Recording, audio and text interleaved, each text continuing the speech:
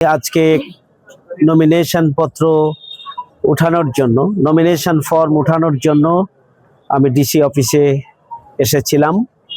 আমি nomination form উঠিয়েছি এবং নির্ধারিত সময়ের মধ্যেই আল্লাহ তৌফিক দিলে ইনশাআল্লাহ এটা পূরণ করে আমরা আবারও যথাযথ কর্তৃপক্ষের কাছে জমা দেব ইনশাআল্লাহ। আমি চাঁপাইনবাবগঞ্জবাসীর কাছে আপনাদের মাধ্যমে দোয়া চাই, তাদের সমর্থন এবং সার্বিক সহযোগিতা চাই।